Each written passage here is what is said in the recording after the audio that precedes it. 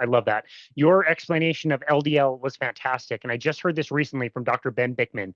And I'm paraphrasing, but it's like there is an alternate universe that exists where LDL cholesterol is hailed as the superhero of the immune system, and we live in the world where LDL cholesterol is the villain of the cardiovascular system. I thought that was so well said. That really stuck with me. I love that. And he's absolutely right, because the only reason why that target LDL guidelines became lower and lower and lower is because you look on the American Heart Association's website, American College of Cardiology's website, who writes these guidelines. Most of them sit on the boards of companies like Pfizer, J&J, Procter and Gamble, the big wigs. These are not objective medical opinions, in my opinion, and he's right. The lower your LDL goes, the weaker your immune system. At what point in time did we move so far away from basic physiology at the cellular level?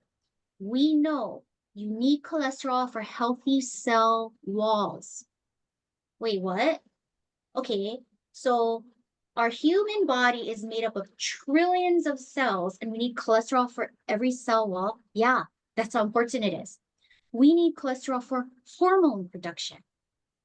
Look at how many people have hormone imbalance issues. And we need cholesterol for a strong immune system. My goal for me personally is I always want my total cholesterol at or above 250. Why? Because at the age of 51, that means that I've got hormone balance, strong cell walls, and a heck of strong immune system. And that matters to me. Men are supposed to be at 220, 225. My LDL-KC averages 190 on any given day. And I've done serial blood draws 1 hour apart, just to prove that the longer you fast, the more your body's going to pump out fuel, aka cholesterol, LDL, and it's going to keep going up the longer you fast. So if someone comes to me and their LDL is 190, my first question is, okay, at the time when you walked into the lab and they took your blood, how many hours were you fasting? Write that down. Did you exercise harder than usual in the 3 days prior to your blood draw? Have you been more stressed out lately? Are you on your period? There are all these things that affect LDL, and doctors are not asking the right questions. That's right. Amazing. Yeah, that was so well explained. I want to talk to you about one more class of drugs just because they're so popular these days. I've heard you comment about this and I found it very interesting. GLP-1 agonists.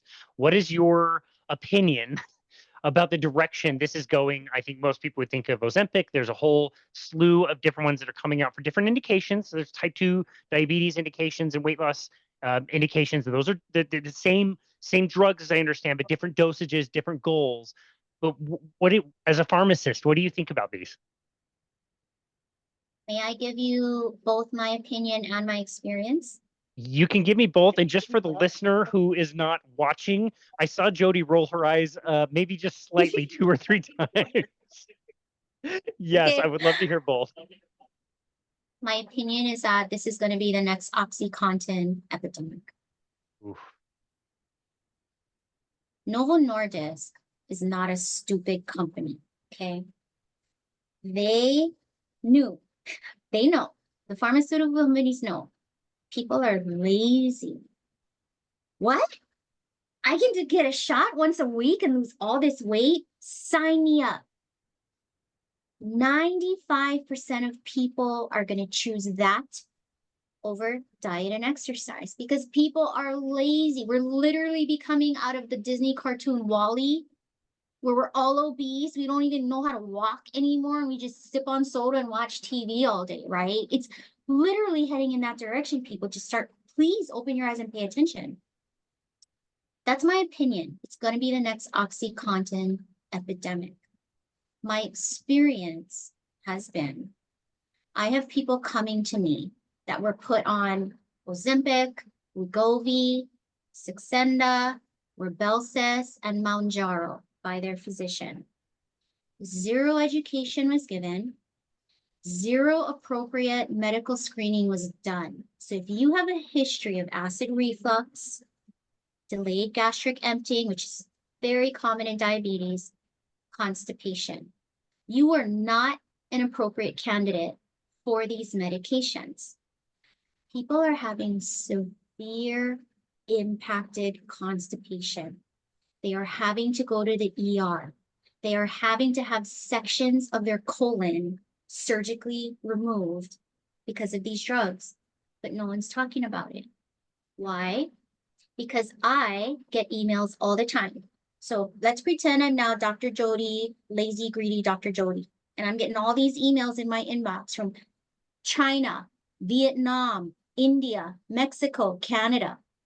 Everybody wants to sell me generic semaglutide for dirt cheap. Nice. I'm all over it, Casey. So now I'm putting up ads and putting up flyers in the hallway in front of my office. Come to me to get semaglutide cheaper because insurance doesn't cover it anymore unless you've got diabetes. So I get, let's say I pay $10 for this drug, but I'm going to charge you $1,200 for a 2-month supply.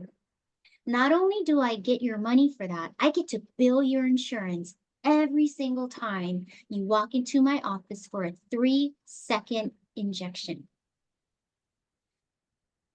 Stop and think what kind of culture this is creating amongst physicians. You're a doctor. You've got this super huge house. Your wife probably doesn't work. Your kids might be in private school. You got one away in college. You've got 5 Teslas, whatever it is. You have to maintain this lifestyle you started. You're going to do this all day long, right? So not only is it creating an Oxycontin epidemic within patients, it is feeding the greed culture amongst physicians at the cost of people's health.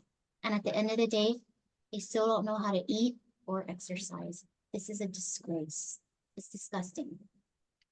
Strong statement. Those are some strong statements. Okay, this It's the should truth. be, yeah, and I appreciate that.